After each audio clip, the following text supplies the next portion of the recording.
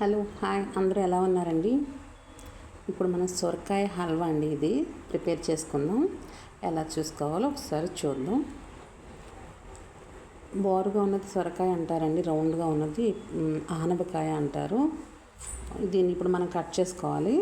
సగమే తీసుకుంటున్నాను, మొత్తం అయితే ఎక్కువైపోద్ది, స్వీట్ ఎందుకులే అని చెప్పి సగమే తీసుకుంటున్నానండి. సగం తీసి పక్కన పెట్టేశాను. ఇప్పుడు ఉన్న దీన్ని పీలర్తో తోలు మొత్తం తీసుకోవాలండి. ఇలా మొత్తం తోలు తీసేసుకోవాలి, ఈజీగా వచ్చేస్తుంది.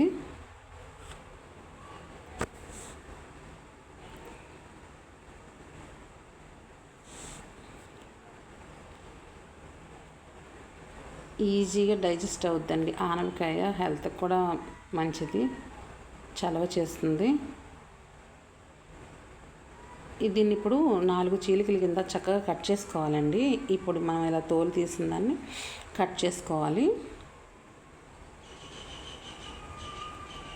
ఎందుకంటే తురుము తీసుకోవాలి కాబట్టి. నేను ఫస్ట్ గింజలు ఉన్నాయని చెప్పి తీసేసానండి. తీసిన తర్వాత చూస్తే అది చాలా లేతగా అప్పుడే తయారవుతున్నట్టున్నాయండి గింజలు. ఇక అవి ఎందుకు తీయడం అని చెప్పేసి కొద్దిగా తీసేసి ఆపేసాను. చూడండి ఎంత చిన్నగా భలే, అసలు చాలా అంటే లేతగా ఉందండి, బాగా లేతగా ఉంది. ఇది ఆనపకాయ, అదే సొరకాయ చాలా లేతగా ఉంది. అందుకని చెప్పి గింజలు ఏం తీసుకోవక్కర్లేదండి. గింజ కడితే కదా తీసేయాలి, ఈ గింజ ఏం కట్టలేదు, ఇంకా చాలా చిన్నది. అందుకని చెప్పి నేను ఇలా చీలికల కింద చక్కగా కట్ చేసేసుకుని ఇలా పీసుల కింద కట్ చేసుకోవాలండి. చేసుకున్న దాన్ని తురిమేసుకోవాలి. ఇలా మొత్తం ఇలాగే తురుముకోవాలండి.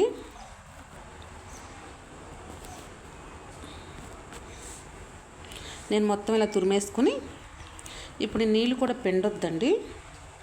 నీళ్ళు కింద నుంచి వెళ్ళిపోయి జల్లెడి గిన్నె ఉంటుంది కదా, ఆ జల్లెడి గిన్నెలో వేసేసుకుంటే వాటర్ అంతా కూడా కిందకి వెళ్ళిపోతాయి. అస్సలు పిండకుండా అలాగే ఉంచాలి.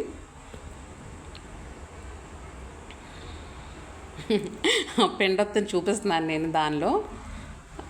ఓకే, ఇప్పుడండి మనం దీనిలో కావాల్సింది ఏంటో చూద్దాం. పంచదార తీసుకోవాలి, జీడిపప్పు, అలాగే నెయ్యి. స్వీట్ అనేసరికి కంపల్సరీ నెయ్యి కావాలి కదా. ఇది యాలకుల పౌడర్ అండి. 1 స్పూన్ పంచదార, ఒక 20 యాలకులు కలిపి నేను చేసేసాను. పాలు, హల్వా కాబట్టి హల్వాలోకి పాలు కావాలి.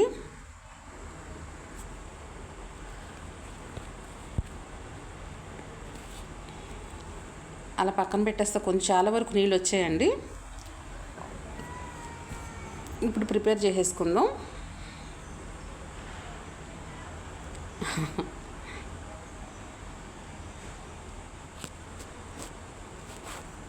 స్టవ్ వెలిగించి ప్యాన్ పెట్టాలి. దానిలో ఉన్న వాటర్ అంతా ఇంకిపోయే వరకు ఉంచాలండి. దీనిలో ఇప్పుడు నేను ఒక 4 స్పూన్లు నెయ్యి వేస్తున్నాను.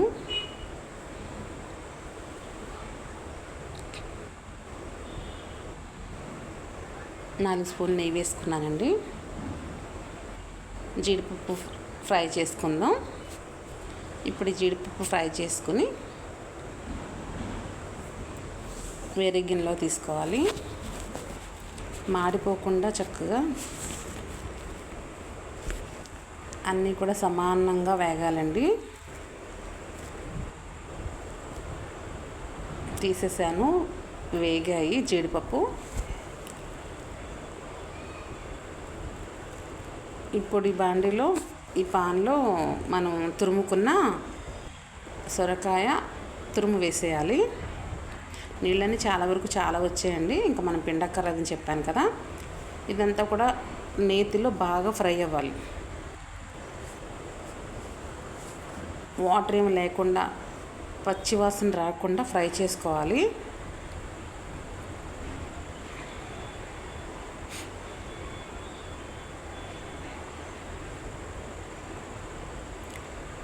అడుగు మాడకుండా ఇలా తిప్పుకుంటూనే ఉండాలండి.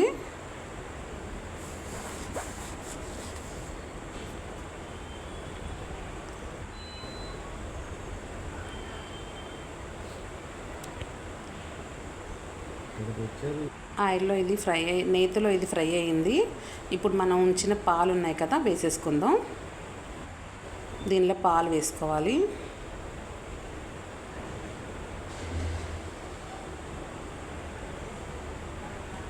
ఈ పాలు కూడా అంతా వాటికి పట్టి బాగా మగ్గి పాలన్నీ ఎగిరిపోయే వరకు ఉంచాలండి.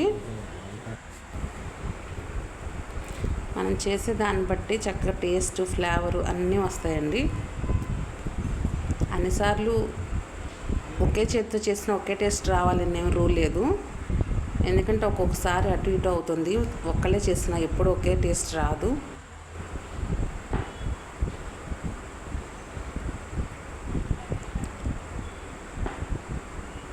పంచదార వేసుకోవాలండి.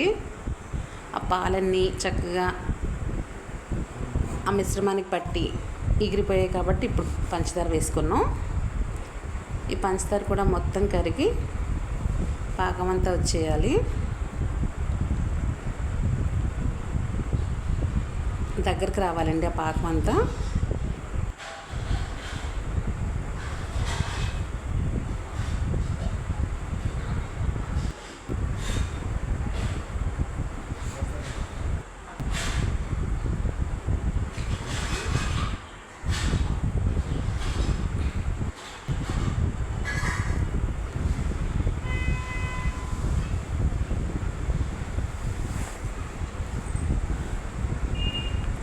పెద్దవాళ్ళకి చిన్నపిల్లలకి చాలా నచ్చుతుంది.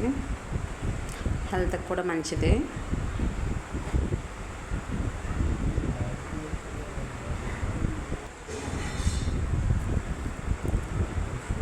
ఇది వేగిపోయిందండి. ఇప్పుడు మనం యాలకుల పౌడర్ వేసుకుందాం. దీనిలో నేను షుగర్ కూడా యాడ్ చేసి మిక్సీ చేశాను కాబట్టి కొంచెం ఒక స్పూన్నర వేసుకున్నాను. నేతిలో ఫ్రై చేసిన జీడిపప్పు కూడా వేసేసుకోవాలి. ఇది మొత్తం వేసుకొని చక్కగా ఒకసారి కలుపుకోవాలి.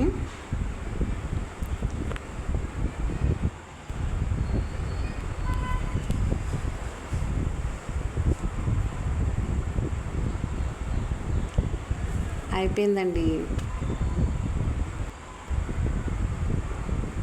సొరకాయ హల్వా రెడీ అయింది.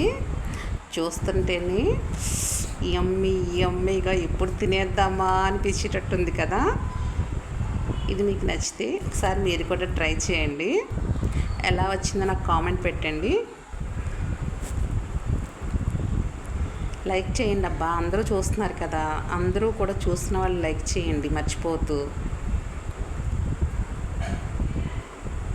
ఈ హల్వా మీకు నచ్చినట్లయితే లైక్, షేర్, సబ్స్క్రైబ్ మర్చిపోకండి.